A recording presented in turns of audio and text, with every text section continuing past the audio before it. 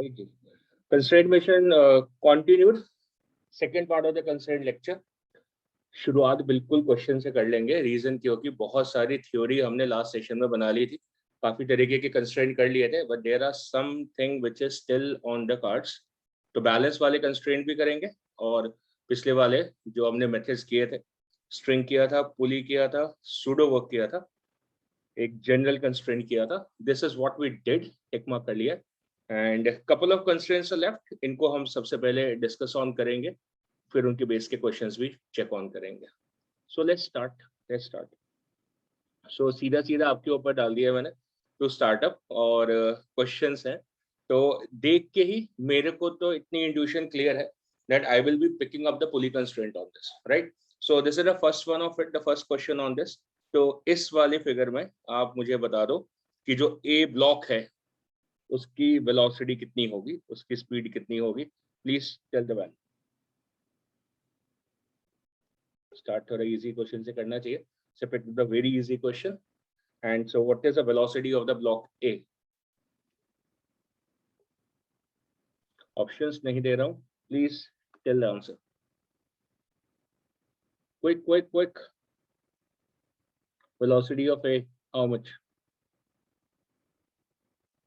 बोलो भाई। 5. 5. Come up, is it 5? मतलब एक, मतलब उसने आधी कर दी है, तो क्या डबल तो नहीं हो रही है, 20 तो नहीं हो रही है? इज इट 20 और 5? इज इट 20 और 5? 5 लग रही है। इसको तो 5 लग रही है, और किसी को 5 लग रही है या 20 लग रही है? 20 लग रही है, 20 आ रही है, 20। देखो भाई, ये और ये पॉइंट मेथड की तरह काम कर रहा है कि ये हमारा एक पॉइंट हो गया, ये दूसरा पॉइंट हो गया, ये तीसरा पॉइंट हो गया।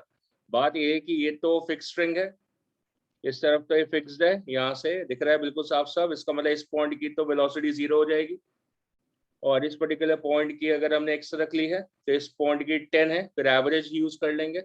सो 0 + x/2 कितना हो जाएगा? 10 हो जाएगा। तो x की वैल्यू कितनी आ गई? 20 आ गई, और +20 आ रही है, इसका मतलब वो ब्लॉक भी कहाँ जा रहा है? ऊपर जा रहा है। So this is moving up with the speed of 20 meter per second where upward direction.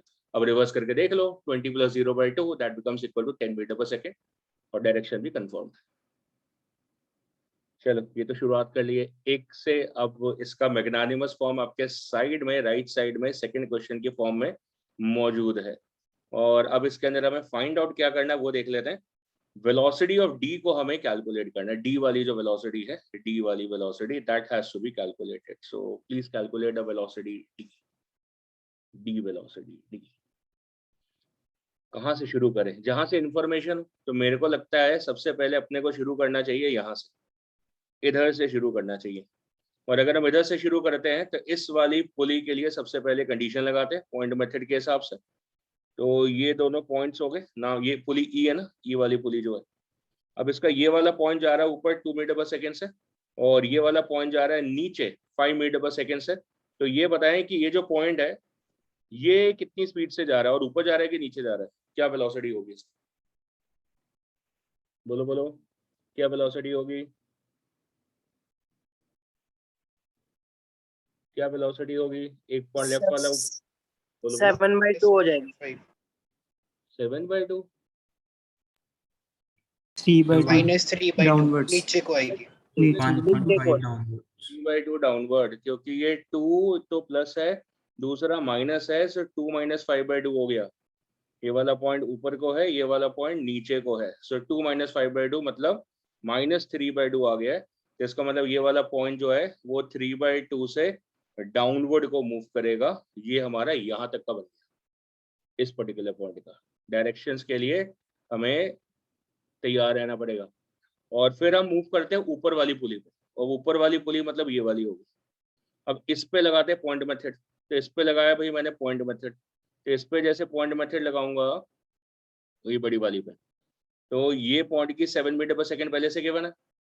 ये वाला जो पॉइंट है इसकी मैंने अभी अभी निकाली, इसकी कितनी आ रही है? नीचे की तरफ 3/2 आ रही है, 3/2 मीटर पर सेकेंड। तो ये वाला जो पॉइंट है इसकी बता दो अब कितनी आ रही है? बोलो भाई इस पॉइंट की कितनी आ रही है? 15.5 upwards. 15.5 15.5 upward. Yes. Yes. Yes, तो इसको y मान के रख लेता हूँ मैं। तो इस पे मैंने एवरेज लगा दी, तो ये हो गया 3/2 प्लस वाई अपॉन 2, है ना, -3/2 प्लस वाई, क्योंकि ये वाला पॉइंट नीचे जा रहा था, 3/2 माइनस है, एंड प्लस y/2। वाई वाले की पता नहीं है, अपने आप पता चल जाएगा हमें ऊपर जा रहा है कि नीचे। इक्वल टू 7, वो पक्का ऊपर जा रहा है ये वाला क्वेश्चन में। तो ये हो गया मेरा -3/2 plus Y as equal to 14। So y बन गया 14 प्लस 3/2, मतलब 31/2 मीटर पर सेकेंड आ गया, पॉजिटिव आ रहा है। तो पॉजिटिव आ रहा है तो इसका मतलब ये वाला पॉइंट मेरा ऊपर जा रहा है, और कितनी स्पीड से? 31/2 मीटर पर सेकेंड। रिवर्स करके देख लो, 31/2 में से -3/2 गया 28/2, है ना, 28/2 14 हो गया, मतलब और उसका हाफ 7 हो गया। बिल्कुल सही आ गया, एग्जैक्टली। अब मेरा लास्ट पार्ट बचता है, दैट इज ऑफ दिस, और यहाँ से मेरे को डी की वेलोसिटी फाइनली इवैल्यूएट हो जाएगी। तो इसके लिए बना लेते हैं कि इस पॉइंट की मिल गई हमने को कितनी? 31/2 मीटर पर सेकेंड। जो सी वाला पॉइंट है यहाँ पे, ये ऊपर जा रहा है 8 मीटर पर सेकेंड क्वेश्चन में गिवन है, और जो डी वाला पॉइंट है इसकी मुझे निकालनी है। तो फाइनली मुझे वी डी यहाँ से कैलकुलेट करके निकालना है। That's it. So get the final answer, please. What is the value for VD? 23 meter per second. Yes, sir. 3 sir. 23 बोल रहे हैं भाई, देखो करके देख लेते हैं यहाँ से। ये हो गया एज VD एंड प्लस 8/2, है ना, VD plus 8/2 as equal to 31/2। So 2 and 2 cancel हो गया। VD हो गया मेरा 31 - 8, कितना हो गया? 31 - 8 हो गया है, और 31 - 8 कितना हो गया? 23 आ गया, और 23 प्लस आ रहा है, इसका मतलब ये वाला पॉइंट ऊपर को मूव करेगा। तो ये मेरा फाइनल आंसर है, जो कि मुझसे पूछा रहा है कि VD निकाल दो। तो VD की वैल्यू मुझे मिल गई है as 23 meter per second, and where is it? It is in the upward direction. So it's not difficult, पर क्वेश्चन क्या होता है कि ऐसे लीडिंग हो जाता है, एक पॉइंट से दूसरे पॉइंट पे, दूसरे पॉइंट से तीसरे पॉइंट पे। तो जैसे मैंने बोला था, इसको पुली कंस्ट्रेंट से ज्यादा कई बार पॉइंट मेथड बोला जाता है। So that's a point method for you, easy one, very easy one. बस एक जगह आप गलती कर सकते थे, वो ये वाला स्कोप है, तो है कि प्लस और माइनस वाला, और दूसरा जहाँ पे वेलोसिटी 0 होती है। वो दोनों पॉइंट्स भी मैंने क्वेश्चन के थ्रू आपको रेक्टिफाई करवा दिया। अपने आप करके देखना दोबारा, बाद में अच्छे से हो जाएगा। नेक्स्ट वन, चलो अब आपकी मर्जी है। अब मैं नहीं बोल रहा कि पॉइंट मेथड से लगाना है, आपकी मर्जी है, जिस पर से मेथड से आप लगा के देख लो, जो भी आपको सही लगता हो। तो आप बता दो कि A1 और A2 में रिलेशन बता दो। Find the relation between A1 and A2। मतलब ये ऐसा क्वेश्चन है, मतलब ये तब से करते आ रहा हूँ, मतलब जब से खुद प्रिपरेशन करी थी। तो शायद ये ना पहला दूसरा क्वेश्चन होता था कंस्ट्रेंट मोशन का, वे बैक जब मैंने प्रिपरेशन करी होगी। मतलब तब हमारे पास 2 ही किताबें होती थी, है ना, 2 ही, एक HC वर्मा, और मतलब बिल्कुल एंड में मतलब एक JPNP की किताबें होती थी। उसके अलावा कोई किताबें नहीं होती थी, DC पांडे या कोई ऐसी किताबें नहीं होती थी हमारे पास पढ़ने के लिए। तो तब भी ऐसा क्वेश्चन हमें मिलता था। बाकी जो मैं अभी अभी आपको क्वेश्चन देता हूँ, तो सारे ताजे क्वेश्चन है, न्यू फॉर्मेट के क्वेश्चन है। पहले ऐसे क्वेश्चन मिलते ही नहीं थे। Can you please get answer for this, जिस पर्टिकुलर मेथड से आपका मन करे उससे कौन सा लगाना पसंद करो? A2 equal to 7A1. बिल्कुल सही है। कौन सा मेथड से करा? So, नाम सूडो वर्क। मतलब इसमें ऐसा लगता है कि ना, मतलब अगर ये भी नहीं पूछा जाता कि क्वेश्चन Yes, क्या है, sir. लेकिन सबसे पहले ये फीलिंग आती है कि यार टेंशन तो लिखनी आती है, तो कम से कम वो तो लिख ले, क्वेश्चन सॉल्व होगा नहीं होगा बाद में देखी जाएगी। तो टेंशन लिखने का तरीका अपने को पहले से आता था कि ये टी है, इस साइड पे ये टी है, तो ऊपर वाली स्ट्रिंग में टेंशन हो गई अपनी कितनी? डबल ऑफ टी हो गई। अब इसके लेफ्ट साइड वाली जो स्ट्रिंग है उसमें भी टेंशन कितनी होगी? डबल ऑफ टी होगी। फिर ऊपर चल गए, फिर ट्वाइस ऑफ टी मिल जुल के 4 ऑफ टी हो गई, और लेफ्ट साइड वाली स्ट्रिंग में इस वजह से कितनी आ गई? 4 ऑफ टी आ गई। फिर मैंने जो 1 वाला ब्लॉक है उसकी फ्री बॉडी को चेक करा, तो उस पे भाई क्या हो रहा है? 2 स्ट्रिंग्स कनेक्टेड है। यहाँ पे भी इतना सब कुछ करने के बाद में ना कोई एक स्टूडेंट यहाँ पे गलती कर जाता है, अब तो नहीं करेगा खैर, कि अब इससे देखा तो ना एक्चुअली 3 स्ट्रिंग्स कनेक्टेड है इस वाले ब्लॉक से। इस पे 4 ऑफ टी है, इस पे ट्वाइस ऑफ टी है, डायरेक्शन में देख रहा हूँ मैं ध्यान से कि सबके ऊपर ऊपर ही लगा हुआ। सो नेट टेंशन इसके ऊपर 7 ऑफ टी हो गई है। और जब मैं चेक कर रहा हूँ सेकंड वाले ब्लॉक के ऊपर, तो वहां पे भाई एक ही टेंशन आ रही है, एक ही सिंगल टेंशन है, और वो कितनी है, टी के बराबर है। खत्म हो गया क्वेश्चन मेरा वहीं से, ओवर एंड आउट हो गया भाई, ठीक है ना। बाकी एंगल वैंगल देखने का मन है तो वो मैं कर ही लूंगा कि भाई ये जा रहा था नीचे, तो इसमें हो गया -70 A1 आ गया, क्योंकि ऑपोजिट आ रही है, A1 नीचे है और टेंशन सारी मेरी ऊपर आ रही है। और जो सेकंड वाला ब्लॉक है वो उसके अंदर A2 और T सेम डायरेक्शन में आ रहे हैं, so plus of T A2 that becomes equal to 0।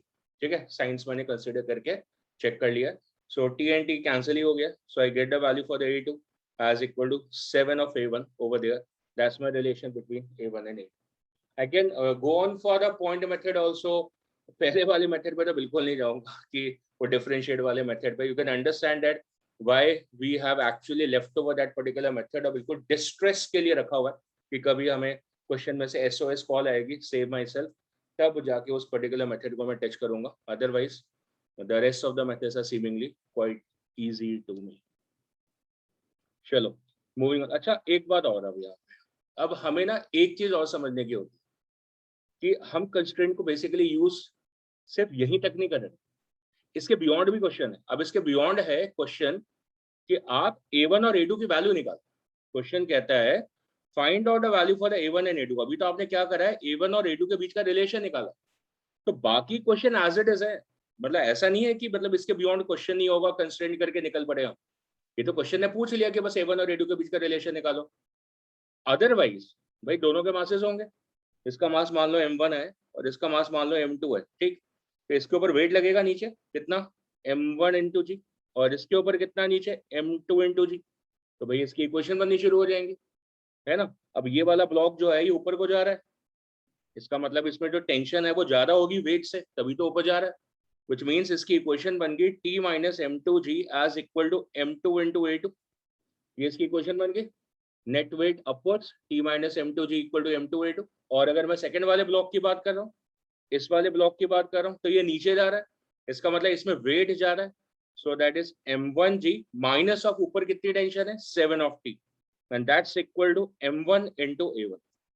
अब यहाँ पे कंस्ट्रेंट इक्वेशन आपको क्यों जरूरी है, ये बात आपके पल्ले पड़ेगी, that if you find out the number of variables in the equation, एक तो आपके लिए A1 वेरिएबल है, दूसरा A2 वेरिएबल है, और तीसरा टेंशन वेरिएबल है। तो as many variables are there, आपको एज मेनी इक्वेशन चाहिए होती। तो यहाँ से तो अपने को 2 ही इक्वेशन मिल रही थी, किससे, फ्री बॉडी से। दोनों ब्लॉक की फ्री बॉडी बनाई, आपको 2 इक्वेशन मिल गई, पर ये तो क्वेश्चन सॉल्व ही नहीं हो सकता था क्योंकि आपके पास 3 वेरिएबल थे। तो कौन रेस्क्यू करने को आया आपको, द कंस्ट्रेंट इक्वेशन, राइट। तो इसका मतलब क्वेश्चन सॉल्विंग का तरीका क्या बन गया आपके हिसाब से, क्या फ्री बॉडी बनाइए और उनकी न्यूटन सेकंड लॉ इक्वेशन लिख लीजिए। अगर कोई इक्विलिब्रियम है तो इक्विलिब्रियम लिख लीजिए, नहीं तो न्यूटन सेकंड लॉ इक्वेशन लिख लीजिए, लिख ली, उससे इक्वेशन बन गई। अब जो बची हुई इक्वेशन है वो आपने कहां से पकड़नी है, कंस्ट्रेंट इक्वेशन से पकड़नी। And then this third equation A2 equal to 7A1 becomes your missing third equation. और अब 3 इक्वेशन 3 वेरिएबल है, and I think each one of you will be able to solve this particular question from. So that's why the constraint motion is required, क्योंकि constraint motion के बिना question solve हो ही नहीं सकता है। It has to be there, क्योंकि number of equation, number of variables otherwise balance up नहीं करेंगे। चलो लेट्स मूव ऑन, इसको सॉल्व कर लेना। मैंने इक्वेशंस दे दी हैं बिकॉज अभी जो मैंने क्वेश्चन आपको मेनली पुट फॉरवर्ड करा था, that was for finding the relation between the acceleration. Moving on to the next one, right. So ठीक है, ऐसा क्वेश्चन आ गया। So this looks like a question over here, और थोड़ा मतलब इंट्रूगिंग क्वेश्चन सा हो गया है कि भाई टेस्ट कर लेगा, पेशेंस को टेस्ट कर लेगा, और आपको ई की वेलोसिटी फाइंड आउट करनी है। किसकी, ई की वेलोसिटी फाइंड आउट करनी है। This kind of a question है, good question for the practice, है ना। कि एक बार मतलब अच्छे से ना निचोड़ लेगा कि भाई साइंस में गलती तो नहीं करते हैं, और मेथड लगाना आता है कि नहीं आता है, अच्छे से निचोड़ लेगा क्वेश्चन में। तो करो भैया शुरू इसको, and find out the velocity for the E. वही मिसिंग लग रही है, बाकी तो सबकी वेलोसिटी दिख रही है, उसी की मिसिंग लग रही है, वही अपने को निकालनी है, ई की वेलोसिटी।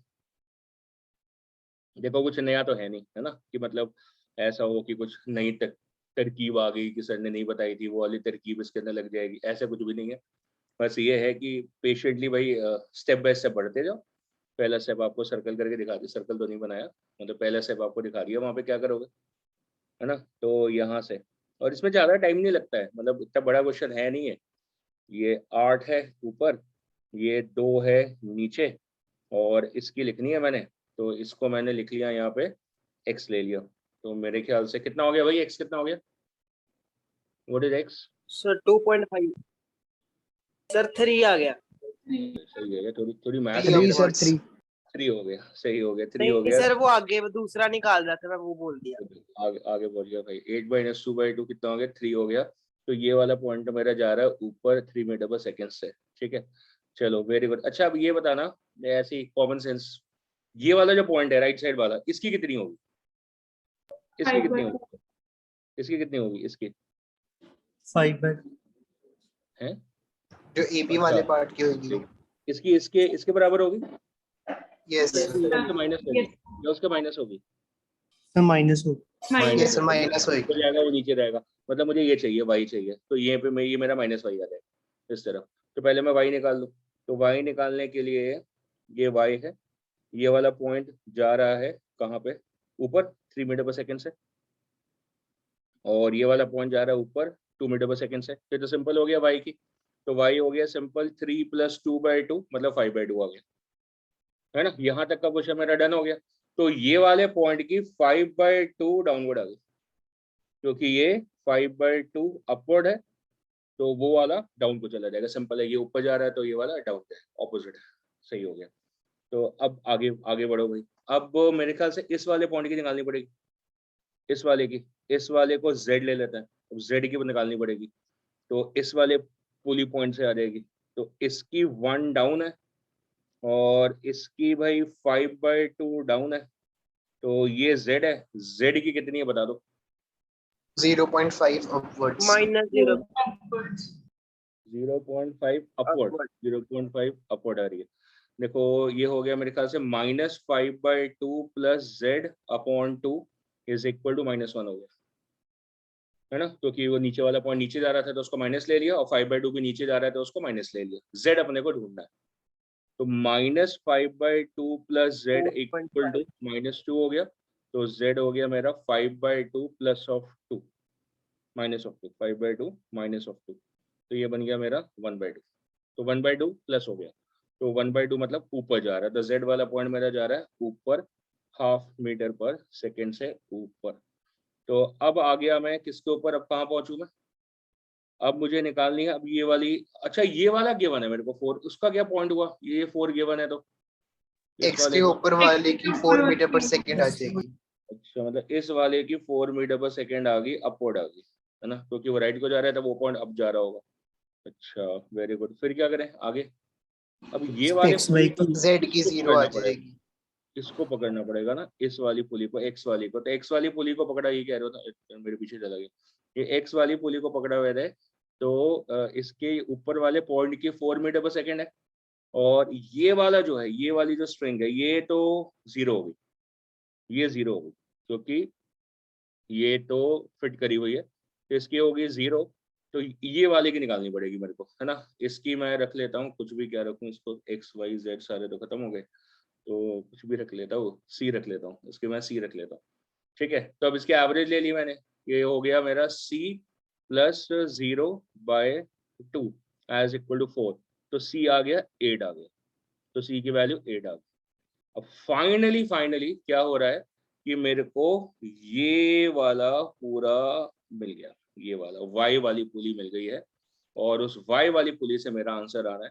तो मेरी जो y वाली पुली है उसमें ये जो ऊपर वाला पॉइंट है इसकी मैंने ढूंढ ली है, that is 8 metre per second, और वो भी प्लस मतलब ऊपर की तरफ है। इसके नीचे वाला पॉइंट ये z है, तो z मैंने पकड़ लिया था, वो कितना है 0.5 मीटर पर सेकेंड है, so that is 0.5 metre per second, और किधर है, अपवर्ड है।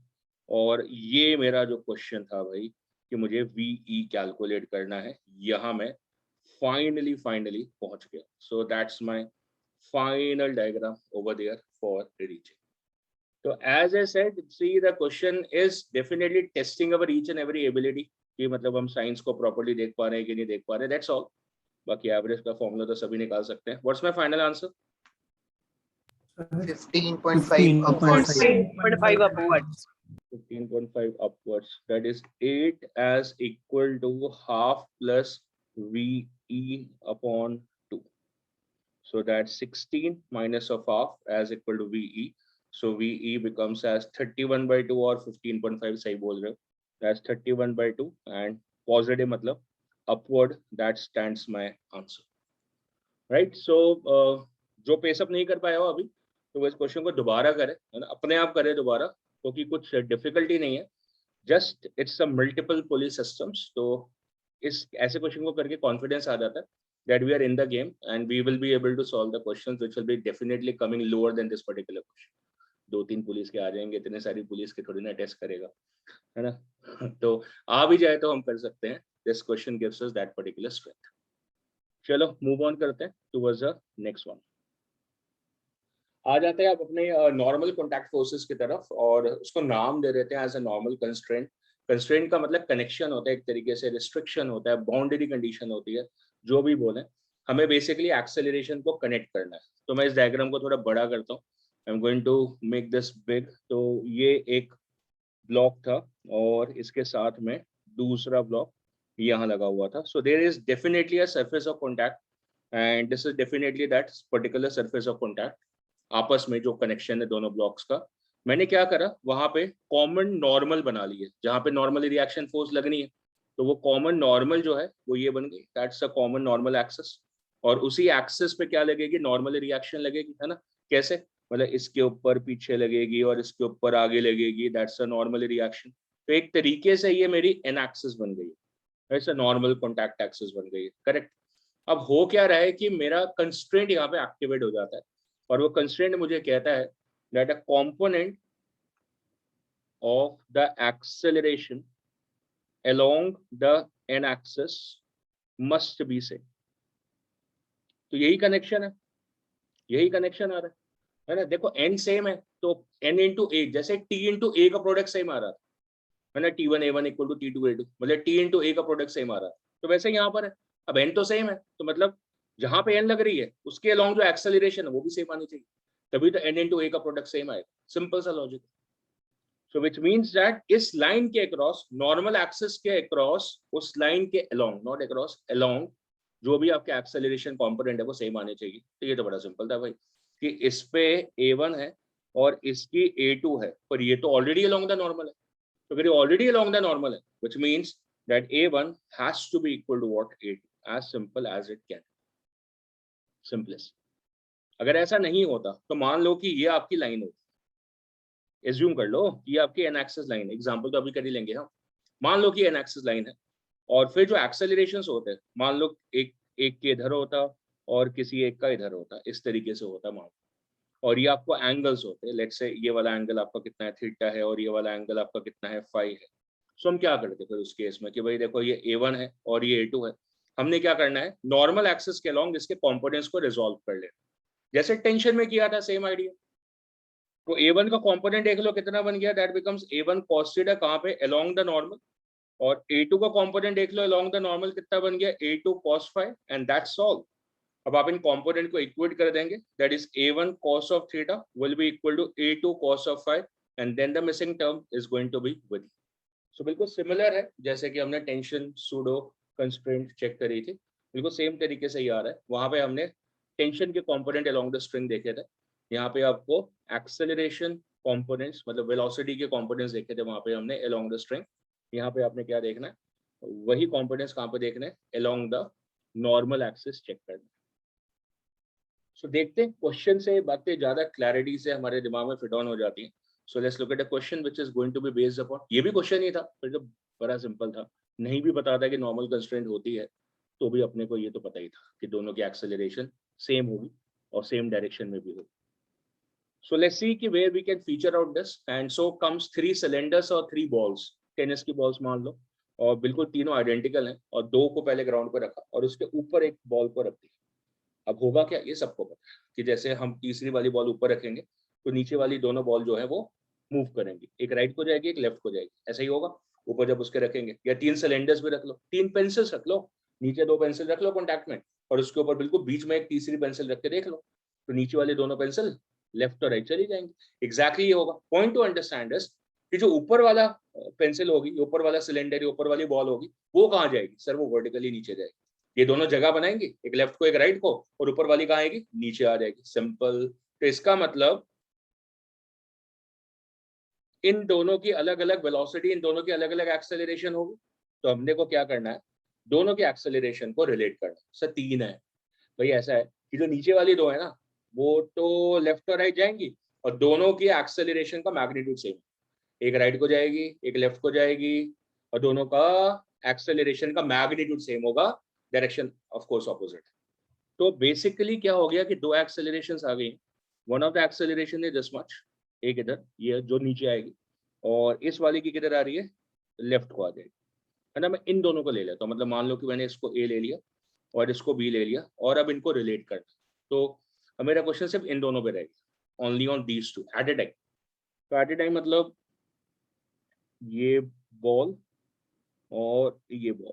अब मैंने क्या करना है, मैंने कॉमन एन एक्सिस बनानी है। कैसे बनाऊं, देखो ये होगी कॉमन टेंजेंट, ये मेरी टी एक्सिस है, और इसका परपेंडिकुलर मैंने क्रिएट करा, तो इसका परपेंडिकुलर ये बन जाएगा। So that is going to be my N axis, correct. और अब मैंने क्या देखनी है कि इनकी एक्सेलरेशन कहाँ कहाँ है, वो तो मुझे पहले से पता चल चुकी है। तो भाई इसकी है डाउनवर्ड इधर, है ना, इसको लिख लिया मैंने एक्सेलरेशन ऑफ ए, और इस वाले की है इस डायरेक्शन में, and that is acceleration of B. ये तो सिंपल लॉजिक से समझ में आ गया मेरे को। अब मुझे इन दोनों को रिलेट करना है। So I don't think so that is gonna be very difficult question. अब बोलो क्यों, क्योंकि भाई जब मैं इनके सेंटर्स को कनेक्ट करूंगा तो मुझे क्या मिलने वाला है, इक्विलेटरल ट्राइंगल। और अगर मुझे इक्विलेटरल ट्राइंगल मिलने वाला है तो मतलब ये सारे एंगल कितने हैं, 60 होने वाले हैं, मतलब ये वाला एंगल 30 होने वाला है, right. So I am able to pick up the angle also, कि मुझे ये वाला एंगल मिल गया, ये कितना है 30 डिग्री आ गया। और ये चेक कर लो, ये एंगल कितना है वर्टिकली ऑपोजिट, 60 डिग्री हो गया। तो ये वाला एंगल कितना हो गया, 60 डिग्री हो गया। And that's gonna solve my problem. क्या करना है मैंने, along the n axis component को रिजॉल्व कर लेना। सो that is not be difficult. इसका कंपोनेंट इधर लिया मैंने इस वाले का, सो that is a cos of 30, है ना, और इसका कंपोनेंट इधर लूंगा, सो that is ab cos of 60। So equal the components. So I have acceleration of a cos of 30 मतलब √3/2 हो गया, ये cos 30 as equal to AB cos 60, cos 60 मतलब 1/2 हो गया, 2 and 2 cancel, so the AB that becomes AA √3.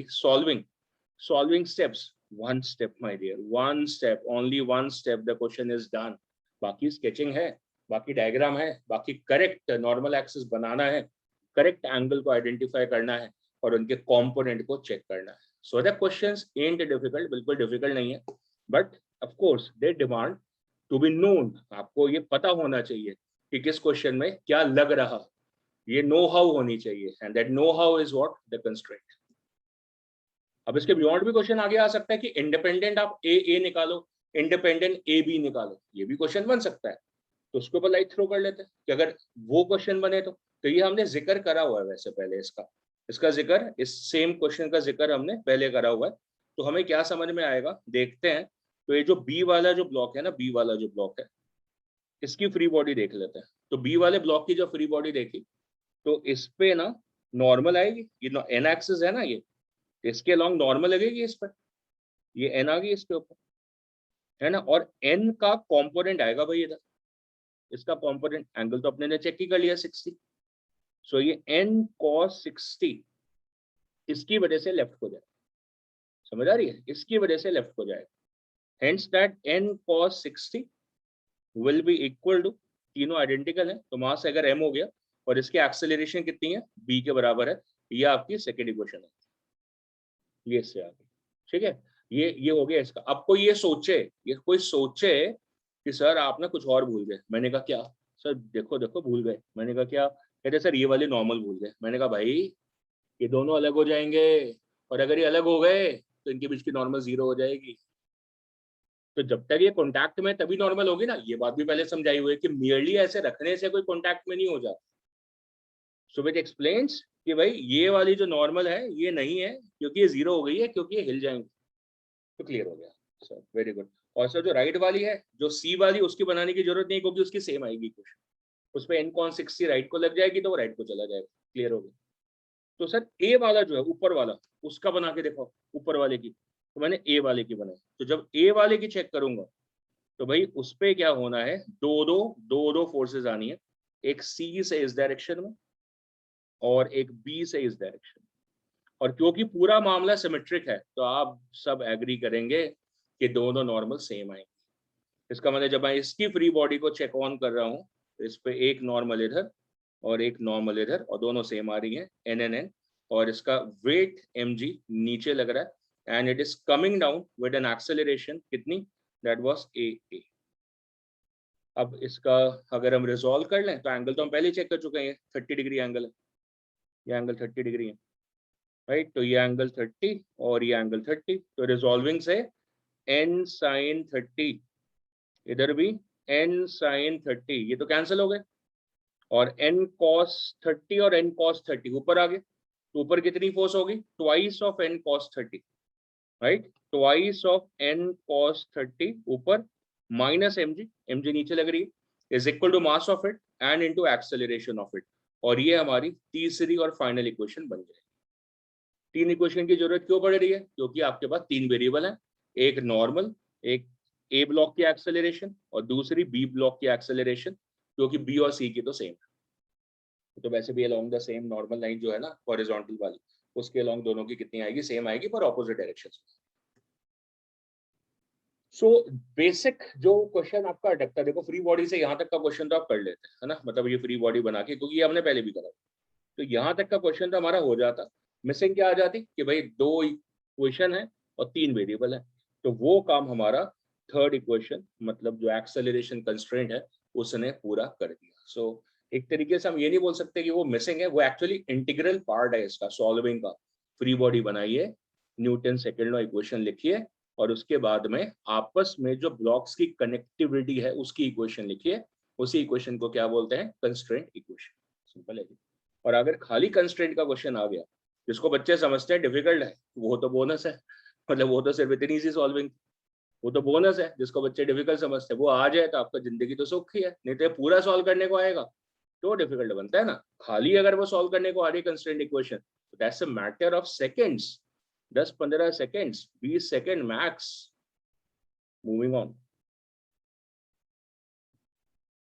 Right. So अब ये cut sections जैसा बिहेवियर है कि स्टैंडर्ड क्वेश्चन है वैसे, पर मतलब देखने में डिफिकल्ट लगता है, देखने में ऐसा लगता है कि ये क्या हो रहा है भाई। तो हमने ना ए ब्लॉक पे लगा दी फोर्स, तो ए ब्लॉक की एक्सेलरेशन आएगी क्योंकि सब कुछ स्मूथ है, ग्राउंड भी स्मूथ है, दीवार भी स्मूथ है, और बी ब्लॉक भी मूव करेगा। अब ये तो अंडरस्टूड है ना, मतलब कोई रॉकेट साइंस नहीं है कि ए को धक्का मारेंगे तो बी ऊपर जाए, ए को धक्का मारेंगे बी कहाँ जाएगा, ऊपर जाएगा, और भी जगह तो है नहीं जाने की, तो वो बी ऊपर जाएगा, करेक्ट है। तो उनकी एक्सेलरेशन को रिलेट करना।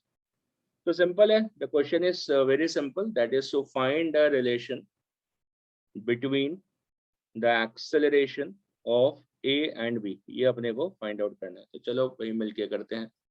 तो हमने क्या करा, नॉर्मल एक्सेस बना लिया एज यूजुअल, और क्या करना है। तो चलो बनाए, डायग्राम बनाता हूँ दोबारा से। तो ये मेरे पास दोनों ब्लॉक्स हैं, राइट, और मैंने कॉमन नॉर्मल बना दिया। तो मैंने पहले तो देखा कि कॉमन सरफेस क्या है, समझ में आ गया ये है, और अगर ये कॉमन सरफेस है तो जो नॉर्मल एक्सिस है उसके परपेंडिकुलर बन जाएगी। तो ये इसके परपेंडिकुलर एन एक्सिस बन गई, सो दैट्स माय एन एक्सिस। अगर कोई पूछता तो मैं कहता ये जो है ये कॉमन टेंजेंट है, तो उसके परपेंडिकुलर एन एक्सिस बनेगी, प्रीटी श्योर अबाउट दिस। और फिर मैंने चेक करा कि भाई ये मूव कैसे करेंगे, मैंने कहा वो भी सिंपल है कि भाई ये वाला मूव करेगा राइट को, क्योंकि वहीं जा सकता है राइट को, क्योंकि फोर्स ही हॉरिजॉन्टल लगी है। तो इसकी एक्सेलरेशन मैंने लिख ली एज ए, और जो बी वाला है वो ऊपर ही जाएगा, ऊपर की तरफ ही जाएगा, तो उसकी एक्सेलरेशन ऊपर होगी इधर, ये इसकी ए भी होगी। खत्म हो गया question, I think so, over and out, that's it. अब इनको रिलेट करना, आपने कॉम्पोनेंट लेने हैं उसको एन एक्सिस की तरफ, एंगल चाहिए होंगे, एंगल मेरे ख्याल से गिवन ही है, 37 डिग्री का एंगल बता के छोड़ा हुआ है कि ये वाला एंगल भाई हमारा कितना है, 37 डिग्री है। तो देख लो कौन सा एंगल 37 बन रहा है भाई, अगर ये 37 है तो कौन सा एंगल 37 बन रहा है। तो मेरे ख्याल से ये एंगल तो 37 हो ही गया, ये वाला, तो ये 37 हो गया, और ये 37 है, तो दूसरा एंगल कितना आ रहा है, what is the second angle,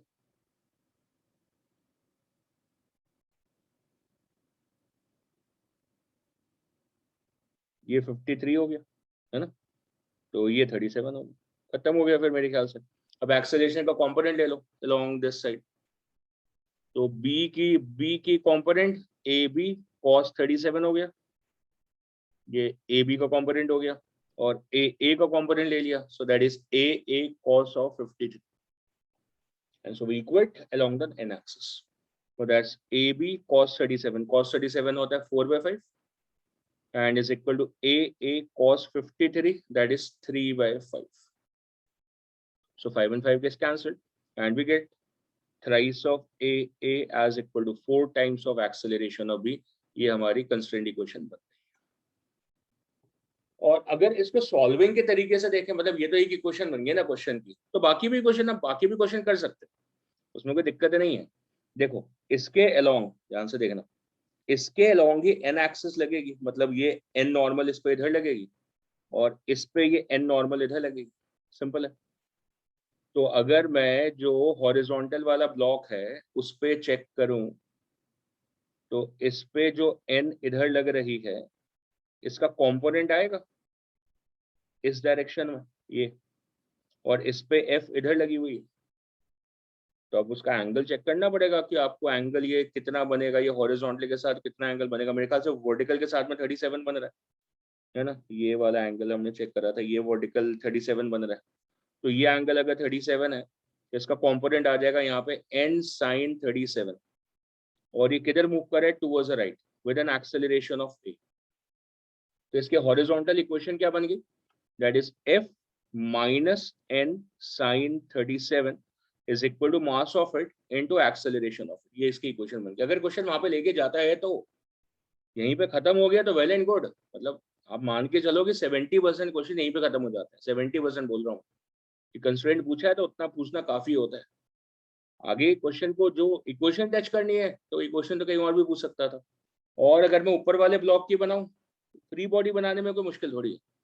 अब उसके ऊपर जो नॉर्मल लग रही है वो यहाँ लग रही है, तो उसका कंपोनेंट चेक करना था यहाँ पे, तो ये एंगल हम चेक कर चुके हैं, मेरे ख्याल से 37 था, तो ये कंपोनेंट ऊपर आ गया n cos 37, और इस पे mg नीचे लग रही है, और ये ऊपर जा रहा है एक्सेलरेशन कितने से, b से, इसके ऊपर की इक्वेशन बन गई, दैट इज n cos 37, वो वेट से ज्यादा होगा तभी ऊपर जाएगा, सो n cos 37 minus mg is equal to m into ab, and that becomes your final equation।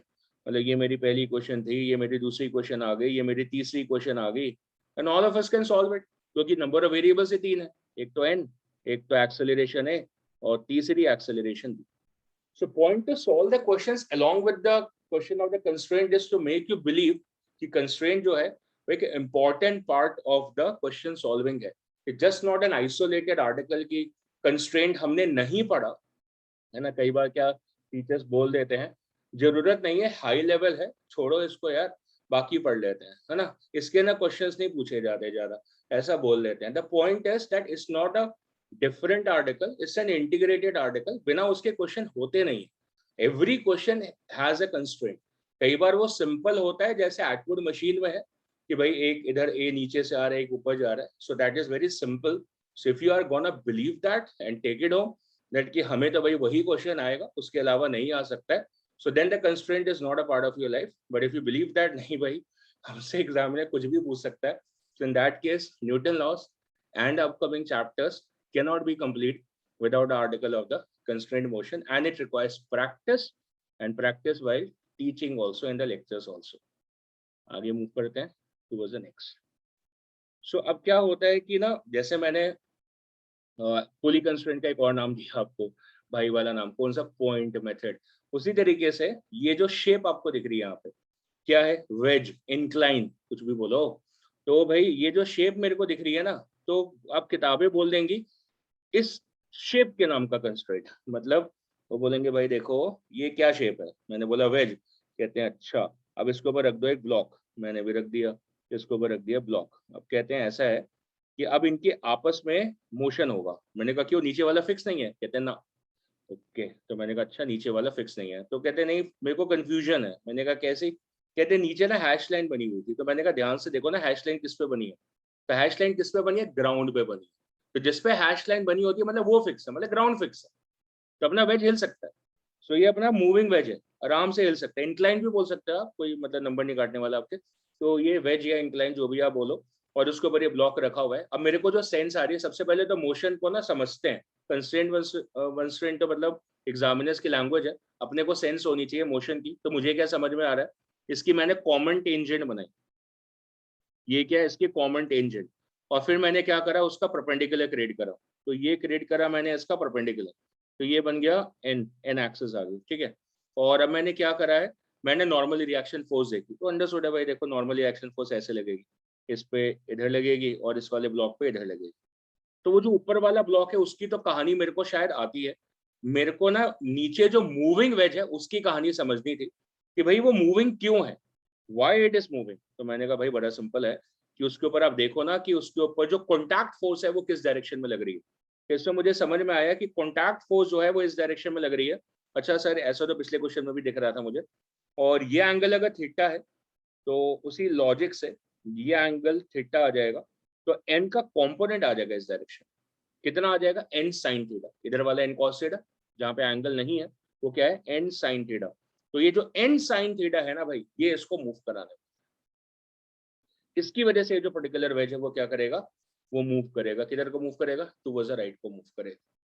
So that's an idea कि भाई अगर हम इसकी इक्वेशन लिखेंगे ना फ्यूचर में, कि इसका मास में लिख दूं कैपिटल एम होगा, तो ये जब राइट को मूव करेगा तो इसकी एक्सेलरेशन आएगी, जिसको ए डब्ल्यू लिख देता हूँ, एक्सेलरेशन ऑफ द वेज। किसी भी फ्यूचर वेज के क्वेश्चन में आपको काम आएगा। तो ये N sine theta is equal to as M into A W आ जाएगा। तो सर फिर मतलब ये झूठ लिखा होता है पहले कि मतलब ये फिक्स है। मैंने कहा फिक्स का ना मोस्टली मतलब होता है कि वहां पे फ्रिक्शन हो। इसका मतलब ये जो एन साइन थीटा लग रही थी ना, उतनी फ्रिक्शन शायद पीछे होगी, उससे ज्यादा होगी, जिसकी वजह से वो हिल नहीं रहा होगा। तब हम उसको स्टेशनरी वेज बोल देते हैं। तो अदरवाइज मतलब यूजुअली वो मूविंग ही रहता है बाय डिफॉल्ट। चलो ठीक है, तो इसका मतलब ये समझ में आया कि जो ब्लॉक है वो मूव करेगा, है ना, ब्लॉक है वो मूव करेगा। तो ब्लॉक अगर अपनी फ्रीडम से मूव करता, सुनो, अगर ब्लॉक हमारी फ्रीडम से मूव करता तो ब्लॉक किधर जाता, आप मुझे बता दो। एक्स में जाता, वाई में जाता, या कहाँ जाता, ये बता। If the block moves freely, मतलब कोई फ्रिक्शन नहीं है, यहाँ पे स्मूथ है, सो ब्लॉक का मोशन कहाँ होगा। जैसे वेज का जो मोशन है वो तो राइट को है, हॉरिजॉन्टल है। ब्लॉक का मोशन किधर होगा, एक्स में होगा, वाई में होगा, या कहाँ पर होगा, where it will be block motion. Down the incline. Sir नीचे जाएगा ब्लॉक सीधा। along the सीधा tangent. नीचे मतलब vertical down, Along the tangent. नहीं Along सर, the वो incline. Incline along the along the incline, मतलब इधर जाएगा ना, इधर जाएगा। ठीक है, अब इस एक्सेलरेशन को क्या बोलेंगे, मतलब इज इट एब्सोल्यूट और is it with respect to wedge, is it with absolute respect और टू वेज। विद Wedge के रिस्पेक्ट में. ग्रेट। रीजन क्योंकि ब्लॉक किस फ्रेम के ऊपर है, वेज के ऊपर है, ग्राउंड के ऊपर तो है नहीं। मतलब ए डब्ल्यू के बारे में आपको कोई डाउट नहीं है कि जो मैंने लिखा, that is acceleration with respect to ground, क्योंकि वेज ग्राउंड पे है। लेकिन ब्लॉक ग्राउंड पे नहीं है सीधा, वो वेज के ऊपर है। इसका मतलब वेज खुद मूव कर रहा है, मूविंग फ्रेम है, और ये जो ब्लॉक है वो उसके ऊपर रखा हुआ है, तो ये उसके रिलेटिव मूव कर रहा है। सो इसकी एक्सेलरेशन जैसे बुक्स में लिखी होंगी ए, किसी क्वेश्चन में मेंशन करी होगी ए, लेकिन ये जो ध्यान से देखना लैंग्वेज में या तो मेंशन्ड होगा, ये जो ए है that is the acceleration with respect to wedge आएगा, क्योंकि वेज इटसेल्फ क्या है, मूविंग। अगर वेज स्टेशनरी होता तो एक ही बात हो जाती, फिर ये क्वेश्चन लैंग्वेज की जरूरत ही नहीं पड़ती, क्योंकि वेज स्टेशनरी है तो मूविंग फ्रेम है ही नहीं, एक्सेलरेटिंग फ्रेम है ही नहीं, तो कोई फर्क ही नहीं पड़ रहा। Otherwise it is a acceleration with respect to wedge. और ये क्वेश्चन में आएगा, जो मैंने अपना टाइम लगाया 2 मिनट यहाँ पे आपके ऊपर, ये क्वेश्चन में आएगा, और वहां पे मतलब हम शायद गलती कर सकते होंगे, लेकिन बचा ले, क्लैरिफाइड।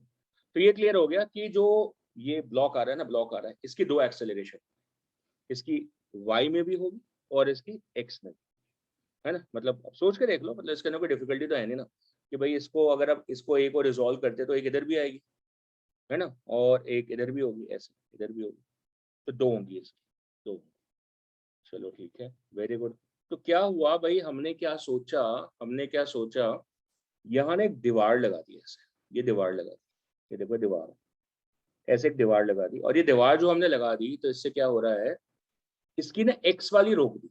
मतलब सोच के देखो, इसकी ये वाली ए एक्स होती है यहाँ पे, और ये वाली अगर यहाँ पे ए वाई होती है, जो भी रिलेटिव एक्सेलरेशन यहाँ पर इसकी है रिलेटिव, तो हमने क्या करा, जो इसकी एक्स वाली है उसको रोक,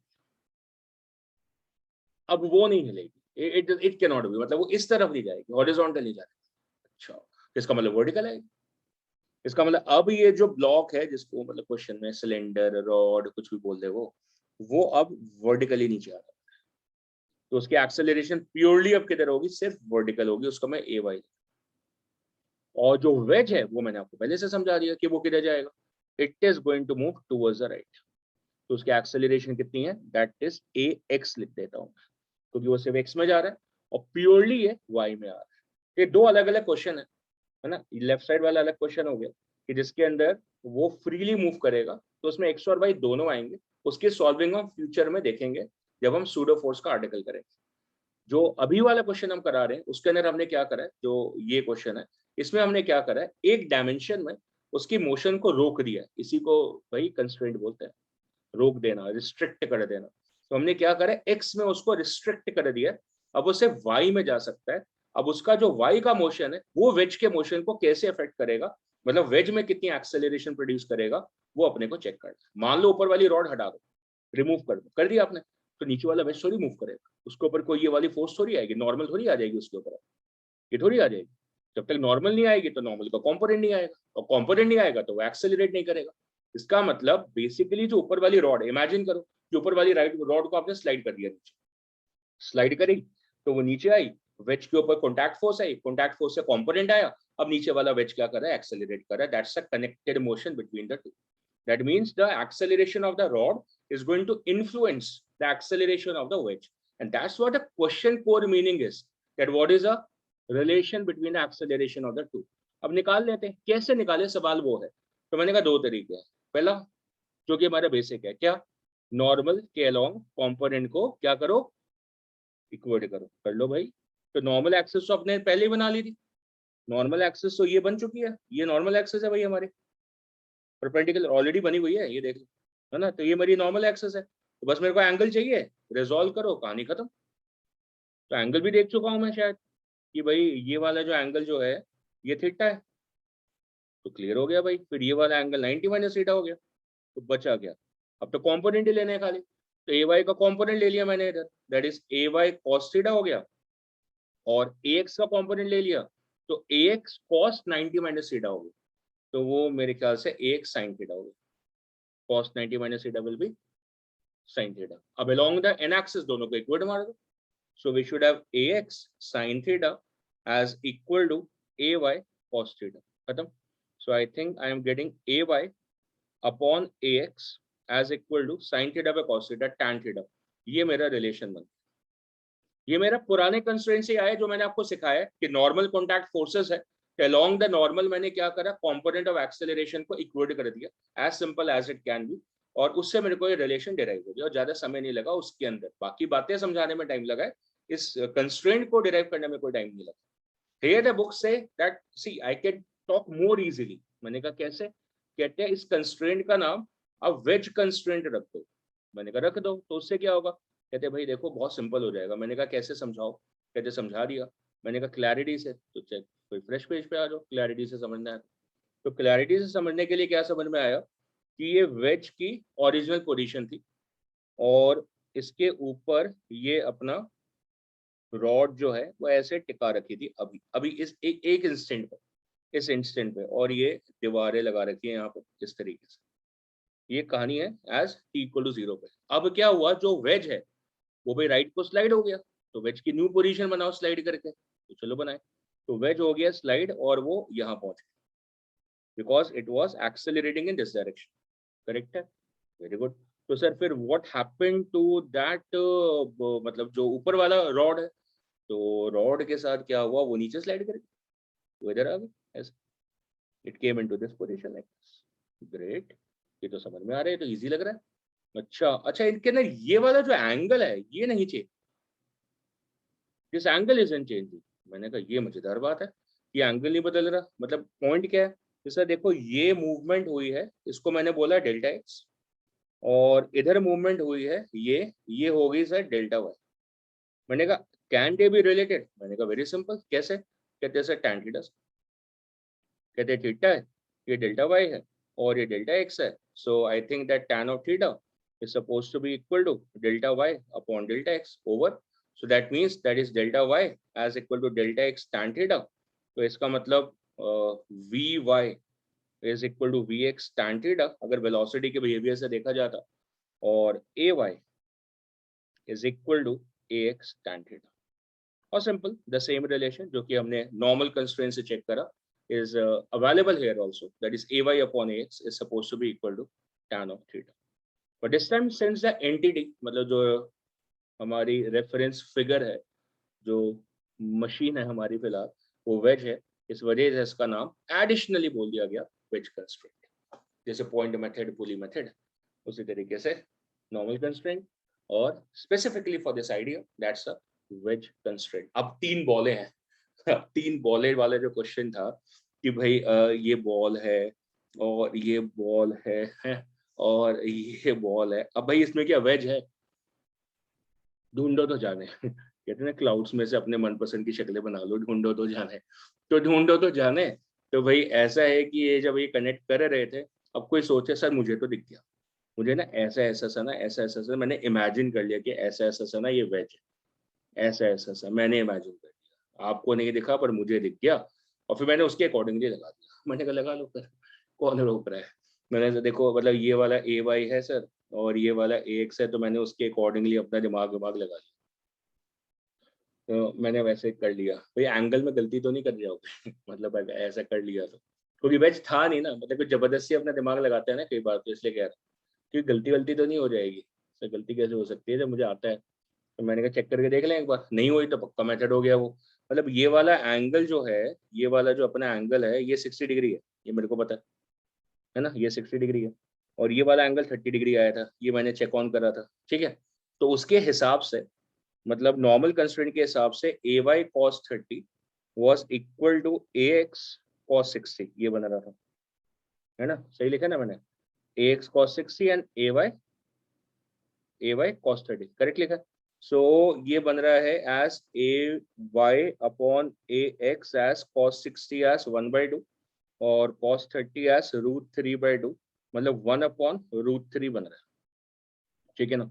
और अगर मैं ये वाला अपना कंस्ट्रेंट लगा के देखूं यहाँ, है ना, ये वाला कंस्ट्रेंट लगा के देखता अगर मैं, तो ये एंगल अगर आप गलती से 60 लेते, मतलब गलती से क्या मतलब वो तो है ही 60, तो उस हिसाब से tan ऑफ थीटा मतलब tan ऑफ 60 जो है वो आपका ए वाई अपॉन ए एक्स आता है।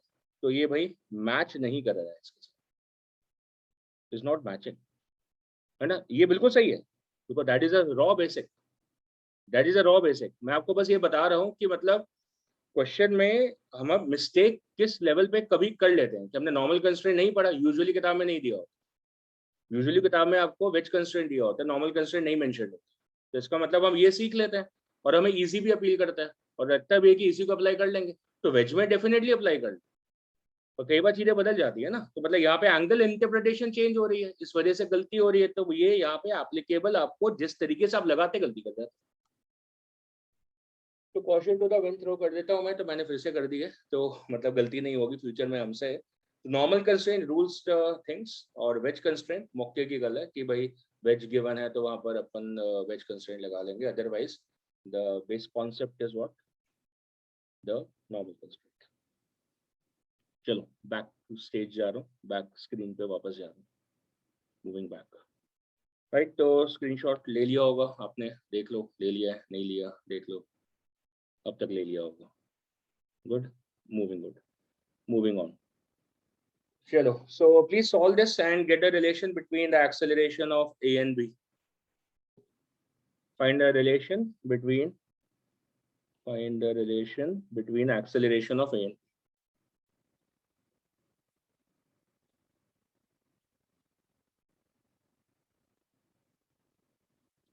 Of course ये A है, ये वाली, और ये दूसरा वाला B है। Give the answer please. Give the answer please.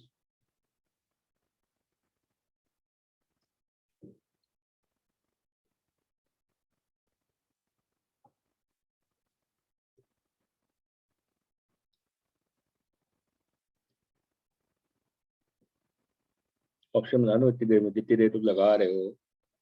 A sin alpha is equal to B cos beta,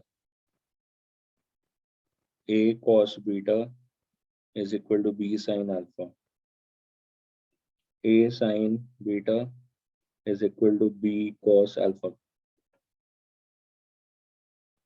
नहीं बना अभी भी? A cos beta is equal to B cos alpha. बना भाई कुछ ऑप्शन में इनमें से है Third कुछ? part. Sure.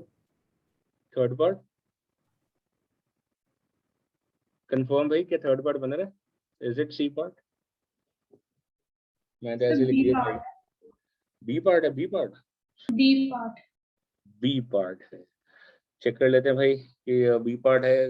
कॉमन नॉर्मल तो ये बनी ना, क्योंकि मेरे ख्याल से कॉमन टेंजेंट ये बनी इनके बीच में, ये कॉमन टेंजेंट बनी, तो इसके परपेंडिकुलर ये जो है ये आ गई मेरी एन एक्सिस आ गई इनके बीच की, ये तो पक्का हो गया है ना, ये वाली ये एन एक्सिस आ गई, इसमें तो डाउट नहीं होना चाहिए भाई किसी को। ठीक है, अब एक्सेलरेशन जो है वो तो पैरेलल टू इंक्लाइन है दोनों की, तो इस वाले की भाई इस डायरेक्शन में है ये बी, और इस वाले की भाई इस डायरेक्शन में है जो कि इस इंक्लाइन के पैरेलल है, और ये वाली इस इंक्लाइन के पैरेलल आ रही थी, तो ये वाली ए गिवन है। बस एंगल चाहिए था अपने को, बस तो एंगल मिल जाता तो बात बन जाती। तो क्या एंगल मिला मुझे? इस एंगल नोन, ये एंगल कितना है भाई ये वाला? इज इट बीटा और 90 माइनस बीटा? 90 minus beta.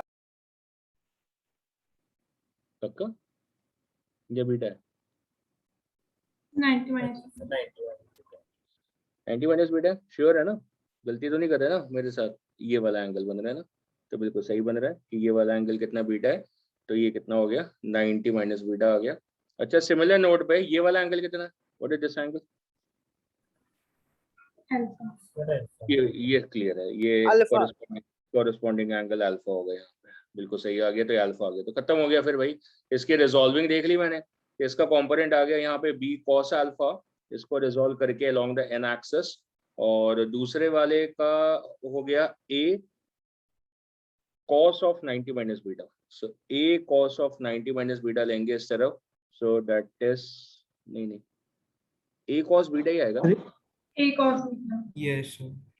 है ना, ये बीटा हो गया, ये वाला Yes. बीटा हो गया, तो ये सिंपल a cos बीटा हो गया है ना, तो ये बन गया मेरा फोर्थ पार्ट बन गया,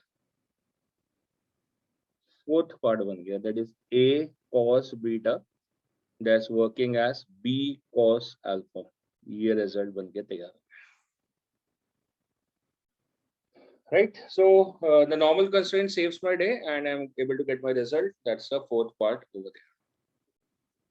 अब वेज कंस्ट्रेंट कहाँ ढूंढेंगे भाई इसके अंदर हम, नहीं है ना, वहां तो हमें याद है कि tan theta ही बनता है हमेशा।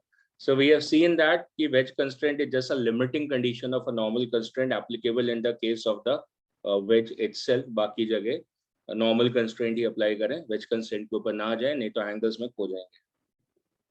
राइट, तो ये तो मैंने कराई दिया क्वेश्चन, तो आपसे जो पूछा हुआ है न्यूमेरिकल है, तो लेट्स सॉल्व दिस न्यूमेरिकल, थोड़ा बूस्ट मिल जाता है वैल्यूज के साथ में करने में। तो क्या पूछा हुआ है क्वेश्चन देख लेते हैं। ऊपर वाला ब्लॉक जिस एक्सेलरेशन से नीचे आ रहा है वो तो मेरे को गिवन है 9 मीटर पर सेकंड स्क्वायर, और पूछा हुआ है the force exerted on the rod by the ways. Same data के साथ ही एग्जैक्ट प्रीवियस प्रॉब्लम है, right. So force exerted on the rod by the ways, on the rod by the ways मतलब आपस में मतलब कॉन्टैक्ट फोर्स मतलब normal निकालनी है, सो एन फाइंड आउट करनी है। So that's the question. अब यहाँ वेज कंस्ट्रेंट लगा लो, कोई दिक्कत नहीं है, क्योंकि वेज है यहाँ पे, पूरा टाइम सेव हो जाता है, नहीं तो एन एक्सेस बनानी पड़ती है अपने को ना। तो फिर यहाँ पे मैं सीधा लगा देता हूँ, tan 37 जो होगा वो मेरा ay/x आ जाएगा, saving the day in time. तो tan 37 हो गया मेरा 3/4, तो ay/x में एक रिलेशन आ गया मेरा, एक इक्वेशन तो मेरी बन गई। मेरे कहा था 10 सेकंड लगे इसको बनाने में मेरे। बाकी फिर मैंने क्या करनी है, चेक करना है। तो मैंने वेज के लिए भी ना आपको ना एक्चुअली सॉल्व करके दे दिया, कुछ बातें मैं इतनी आसानी कर देता हूँ और टेक होम हो जाती हैं बातें कि भाई इसका कंपोनेंट यहाँ पे ना n sin थीटा आता है, तो मतलब ये n sin 37 है। बाकी रिजॉल्विंग में पीछे दिखा चुका कि भाई ये एंगल यहाँ पे 37 आएगा, है ना, तो उसके हिसाब से वो n sin 37 आ जाए। और ये x में जाएगा मतलब ax हो जाएगा, तो दूसरी इक्वेशन में मेरे को मिलेगा that is n sin 37. sin 37 कितना हो गया मेरा 3/5 है ना, 3/5.